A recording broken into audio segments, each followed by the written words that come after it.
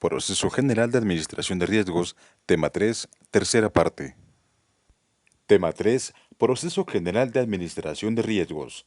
1. Establecimiento de objetivos estratégicos. 2. Contexto en los que se materializan los riesgos. 3. Identificación de riesgos. 4. Técnicas para la identificación de riesgos. 5. Clasificación de riesgos. 6. Evaluación de riesgos. 7. Priorización de riesgos. 8. Mapa de riesgos. 9. Evaluación de controles. 10. Política de respuesta al riesgo. 11. Informar al titular.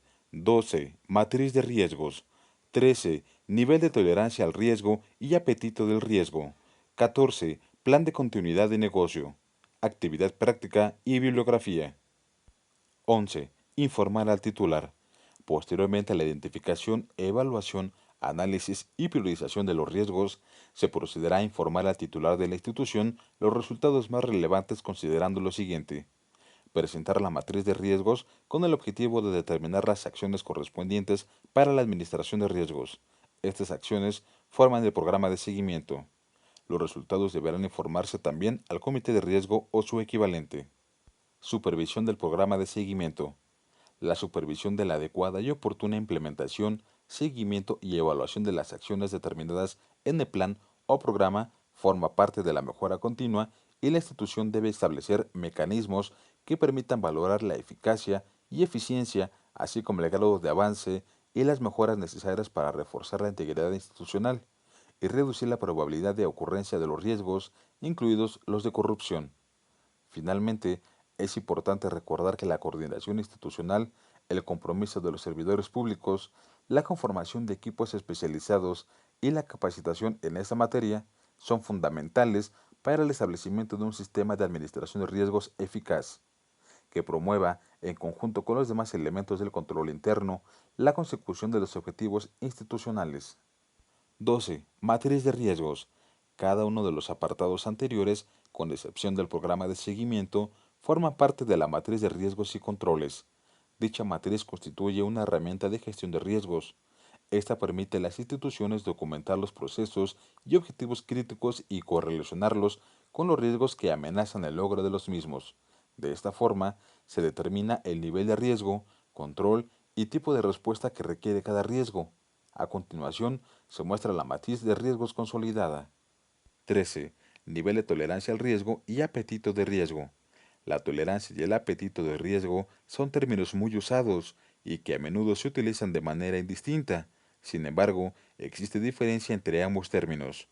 El apetito de riesgo, de acuerdo con el COSO 2013, es el riesgo que la institución está dispuesta a aceptar en la búsqueda del logro de sus objetivos y metas institucionales. Por otro lado, la tolerancia al riesgo es el nivel aceptable de variación en los resultados o actuaciones de la institución relacionada con la consecución o logro de los objetivos. La tolerancia al riesgo es la cantidad máxima de un riesgo que una institución puede soportar sin causar graves daños al logro de los propósitos del ente. Apetito de riesgo. Es una aprobación de alto nivel de aceptación de un riesgo en el logro de sus objetivos. Principales características: establecer el apetito de riesgo a nivel de institución. Es posible expresarlo o establecerlo mediante un mapa de calor. Tolerancia al riesgo. Es el nivel aceptable de diferencia respecto al logro de los objetivos. A continuación se muestran sus principales características. Es posible medir y contrastarla con los objetivos, en los mismos términos. Debe mantener coherencia con el apetito al riesgo. ¿Qué nivel de riesgo está dispuesto a aceptar? Establecer riesgos que la institución no está dispuesta a aceptar, por ejemplo, en el cumplimiento del marco legal. Es importante establecer el nivel de tolerancia a los riesgos, por lo que se debe considerar lo siguiente. El titular propondrá los niveles de tolerancia necesarios para la gestión de riesgo, mismos que someterá al comité de riesgos o su equivalente para su aprobación. El titular revisará los niveles de tolerancia aprobados al menos una vez al año o cuando se requiera, con la finalidad de asegurar que se encuentren en los niveles razonables y cualquier cambio que se realice se someterá a aprobación del comité de riesgos o su equivalente. Una vez aprobados los niveles de tolerancia, serán comunicados a las áreas involucradas. El titular instruirá a realizar la supervisión periódica, ya sea mensual o de acuerdo con la frecuencia establecida en los indicadores, y el comportamiento de los niveles de tolerancia se informará al comité de riesgos o su equivalente de manera trimestral por medio del reporte de riesgo emitido. Los responsables de cada riesgo deben supervisar el comportamiento de los niveles de tolerancia mediante indicadores de riesgos establecidos por el titular y autorizados por el comité de riesgos o su equivalente. En caso de que el nivel de riesgo observado exceda el nivel de tolerancia autorizado, los responsables del riesgo informarán el riesgo al comité de riesgos o su equivalente inmediatamente después de haberla detectado. 14. Plan de continuidad de negocio. Existen riesgos que en caso de materializarse pueden ser catastróficos para la institución.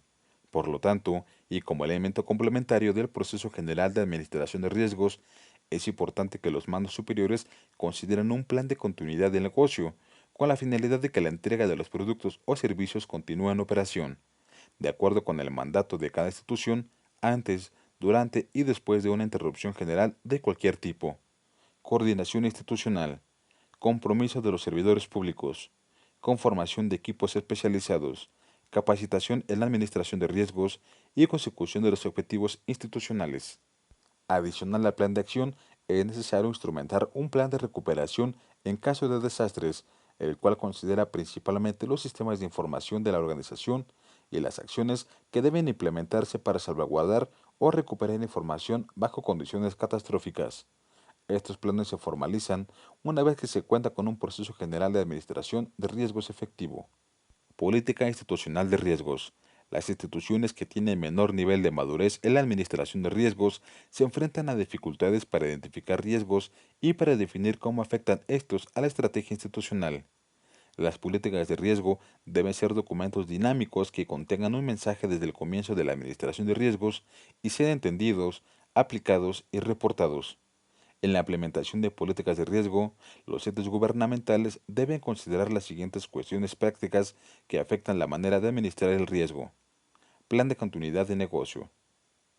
Debe tenerse una administración de riesgos efectiva en toda la institución, al punto de que algunos de los beneficios que percibe el personal sean basados en el logro del plan estratégico, sin dejar de lado el marco jurídico y legal aplicable. La política de riesgos debe ser ratificada por algún comité, preferentemente el de riesgos, y relacionarla con la visión, misión y plan estratégico, incorporando la administración de riesgos como parte de una cultura deseada en el estilo de la gestión de la institución. La política de riesgos debe contener datos claros que identifican los diferentes tipos de riesgos, incluyendo categorías de riesgo en grupos clave. Definir roles y responsabilidades referentes a la administración de riesgos, sobre todo en lo referente a la propiedad, evaluación y seguimiento de los mismos. Determinar acciones que deben desarrollarse cuando se presentan los riesgos o surjan fallas en los controles. Mantener el entendimiento en las políticas de riesgo entre los servidores públicos con encuestas regulares y entrevistas selectivas. Describir los riesgos y controles y el modo en que los riesgos clave deben registrarse en un sistema de reportes. Definir la relación entre la administración de riesgos, el sistema de control y la política de integridad institucional.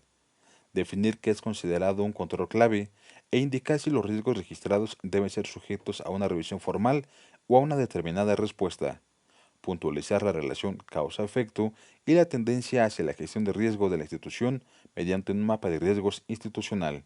Precisar el modo en el que el proceso de la administración de riesgos tiene y preserva su calidad y cómo las decisiones institucionales deben basarse en el análisis de los riesgos. Describir el impacto en la reputación, operación, integridad, etc. de la institución en caso de materializarse los riesgos.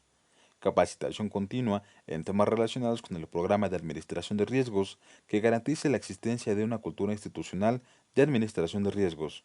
Comunicar los programas, políticas y procesos de administración de riesgos para premiar esta consistencia de riesgos en todo el personal de la institución.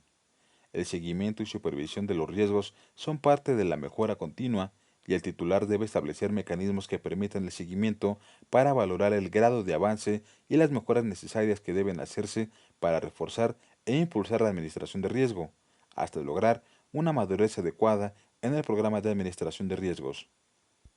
Tema 3. Actividad 5. Estimado participante, Para realizar esta actividad, además de considerar lo estudiado en este tema, deberás revisar la cápsula 5 y dar respuesta a las preguntas del ejercicio 5 que podrá identificar en el portal. Actividad práctica. Estimado participante, para realizar esta actividad, además de considerar lo estudiado, revise las especificaciones que se presentan en el apartado de actividad práctica. Esta actividad es obligatoria y tiene un valor para su calificación final del 40%. Bibliografía. 1. Auditoría Superior de la Federación, Secretaría de la Función Pública 2014. Marco Integrado de Control Interno. México, Sistema Nacional de Fiscalización. 2.